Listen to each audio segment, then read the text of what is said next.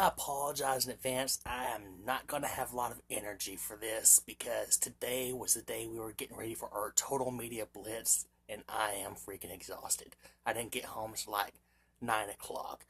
But anyway, I had originally planned to do a kind of a review summary of this entire episode of Raw, but because I only saw the last hour, didn't feel like staying up until midnight with watching the DVR, I'm mostly just going to talk about Bill Goldberg now.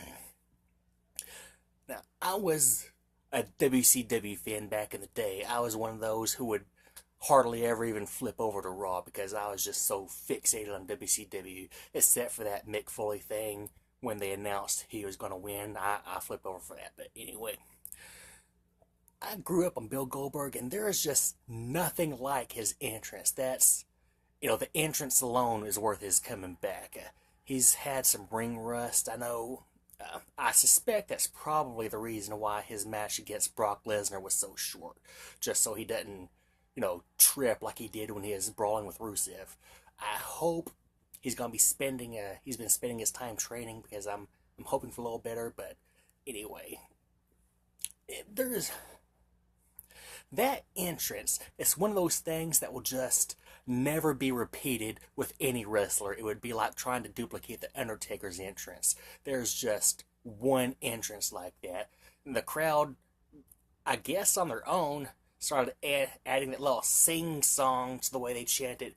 It started out like all the others. It was just chanting, Goldberg, Goldberg, Goldberg. And I remember the first time.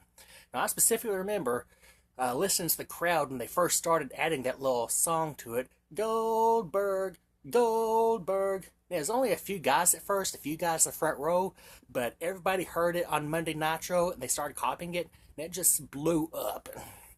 And I was wondering if there was something wrong with the sound today, because they weren't quite doing that in whichever city they were in. I don't know. But not all cities like Bill Goldberg. Most of them do, but no. Wrestler popularity, a lot of it is regional. But anyway,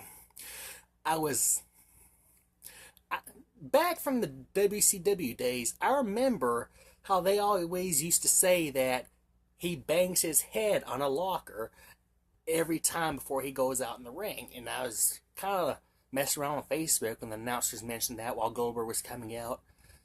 No, they've never shown this on camera, so I just thought it was key fab, basically, part of the fiction. Then I looked up, and his head was bleeding.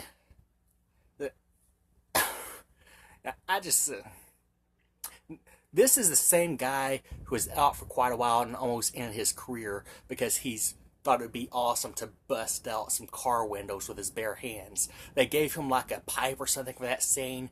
He threw it down. He wanted to do it with his hands. But somebody tell this guy about CTE? I mean, Daniel Bryan, that hurting his head ended his career. It's just,